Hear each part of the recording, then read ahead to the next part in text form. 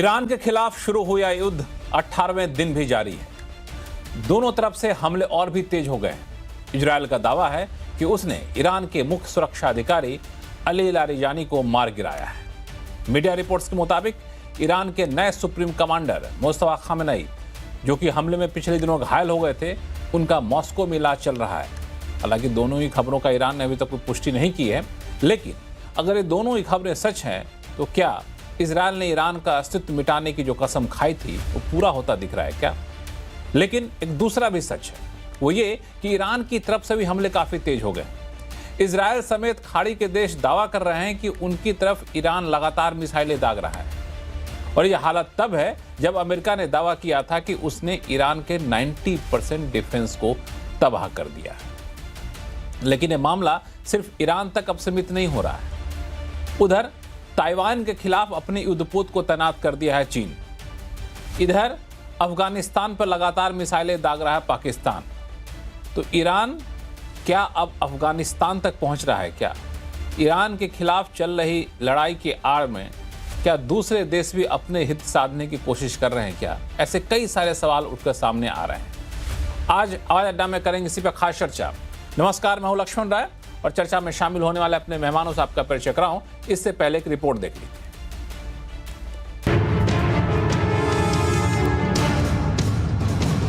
America Iran जंग हर बीतते दिन के साथ चिंताएं बढ़ाती जा रही है।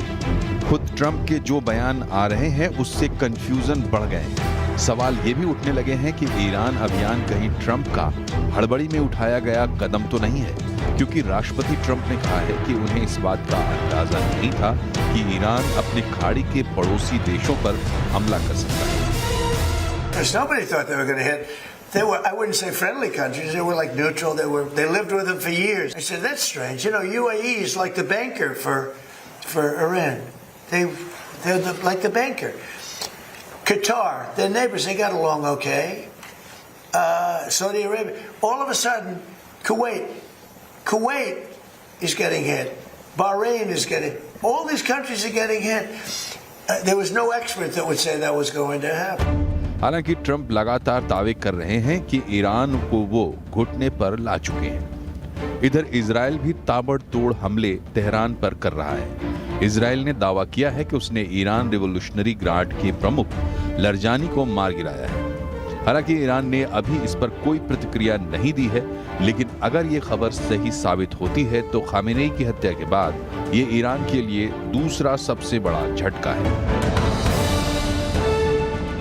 ईरान पर ताबड़तोड़ हमले और उनकी टॉप लीडरशिप को मार गिराए जाने के बावजूद हॉर्मुज में ईरान ने दबदबा बनाए रखा है। इस वजह से क्रूड की कीमतें अभी भी भागी हुई हैं। अगर हालात जल्दी ठीक नहीं हुए तो सप्लाई पर आगे भयानक असर पड़ सकता है। इसलिए ट्रंप ने ईरान पर और बड़ा प्रहार करने की धमकी दी है। हालांकि हॉर्मुज में दुनिया के दूसरे देशों से ट्रंप ने सहयोग मांगा, लेकिन इसका कुछ पॉजिटिव असर नहीं हुआ है। यूरोपीय देश हो या फिर चीन, सबकी तरफ से ट्रंप को निराशा ही हाथ लगी है। दूसरी तरफ ईरान भी डटा हुआ है। ईरान के नए सुप्रीम लीडर मुस्तफा खामेनेई ने सुलह के प्रस्ताव को ठुकरा दिया है। सूत्रों से जानकारी मिल रही है कि मुस्तफा इजरायल और अमेरिका के खिलाफ रिवेंज चाहते हैं। इन सब के बीच खाड़ी की अपनी राजनीति से स्थिति बिगड़ रही है। खाड़ी के देश सीधे तौर पर ईरान के खिलाफ जंग में शामिल नहीं होना चाहते, लेकिन वो ईरान पर कंट्रोल चाहते हैं। इसलिए वो चाहते हैं कि अमेरिका मजबूती से इस अभियान को चलाए। We strongly encourage the other nations to get involved with us and get involved quickly and with great enthusiasm.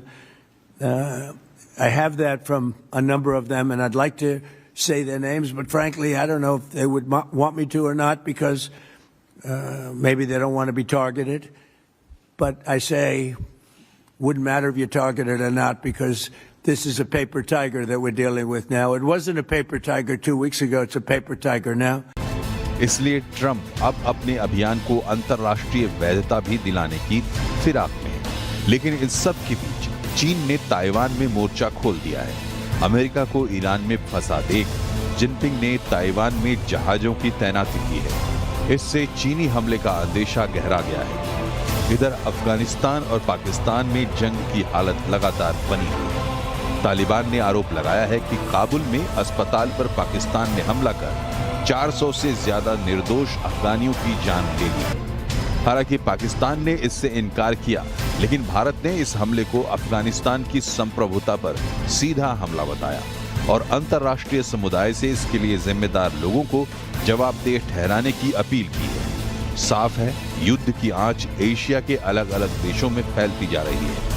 ऐसे में पूर्व ब्रिटिश प्रधानमंत्री ऋषि सुनक ने एक पुरानी रोमन कहावत का हवाला देकर शांति के लिए युद्ध की दलील पेश कर दी है। सवाल ये है कि क्या आज हम एक ऐसे दौर में फिर से प्रवेश कर चुके हैं जहां नियम कायदों, कूटनीति और अंतर्राष्ट्रीय संस्थाएं बेईमानी हो गई हैं।